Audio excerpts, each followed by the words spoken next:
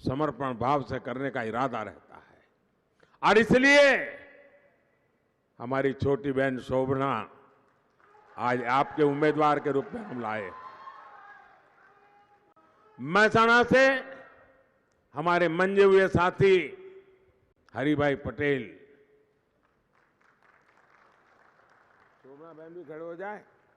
और यहां बीजापुर में उपचुनाव है, उसमें हमारे चावड़ा जी, सीजे चावड़ा, बहुत पुराने मंजे हुए खिलाड़ी रहे हैं। लेकिन मैं कहूंगा कि वो कांग्रेस में तब भी मेरे एक शब्दों को कभी उन्होंने टाला नहीं है। आज मैं पब्लिकली कहता हूं और मुझे खुशी है कि आज वो हमारे साथी बनकर के गुजरात का भाग्य बदलने के में अपना योगदान देंगे।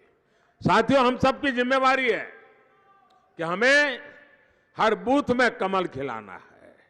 और आप ये भी पक्का मान लीजिए, जब आप इनको वोट देंगे ना, तो वोट सीधा सीधा मोदी के खाते में जाएगा। आपका हर वोट मोदी को मजबूत करेगा। और आज पूरा देश बड़े विश्वास से कह रहा है, फिर एक बार, फिर एक बार, फिर एक बार। और एक बात आपको भूलनी नहीं है, यहां हमारे भूपेंद्र भाई गुजरात के विकास के लिए जो मेहनत कर रहे हैं, नम्रता के साथ, मृदुता के साथ, ये विजय गुजरात की विकास यात्रा को भी मजबूती देने वाला है। और इसलिए भी, और भाइयों बहनों, मैं गुजरात का बहुत उज्जवल भविष्य देख रहा हूं।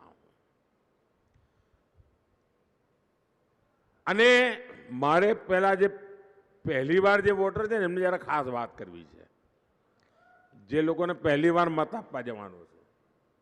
કારણ કે અત્યારે જે પહેલી વાર વોટ આપવા જશે ને, એમને તો ખબર જ નહીં હોય કે એમના મા બાપ કેવી મુસીબતમાં જીવતા હતા।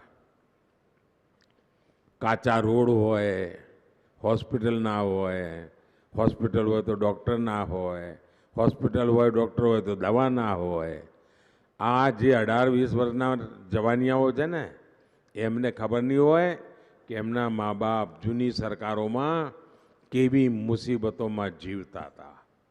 જે 18-20 વર્ષના મતદાતાઓ છે, એમને એ ખબર નહીં હોય કે આ મોદી સાહેબને તમે દિલ્હી મોકલ્યા, એ પેલા દેશની શું દશા હતી।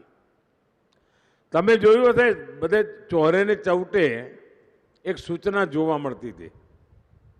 યાદ હશે, બધા જૂના લોકોનું કઈ ચાલે યાદ આવશે।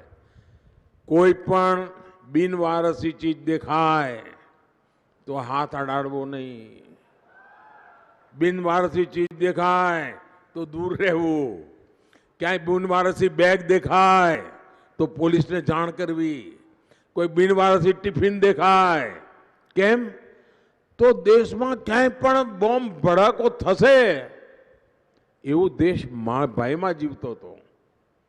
આ મોદી સાહેબને આયા પછી આ બિનવારસી બધું શું થયું ભાઈ? બંધ થઈ ગયું કે ના થઈ ગયું?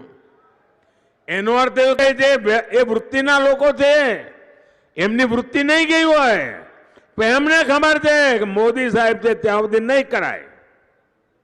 અને એટલા માટે ભાઈઓ બહેનો, 18 વર્ષની ઉંમરના બાળકો જે છે ને, જવાનિયાઓ, એમને આ જોવા જેવું છે।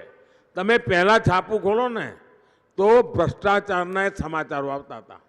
પહેલા જ્યારે છાપું ખોલો ને ભ્રષ્ટાચારના સમાચારો આવતા હતા।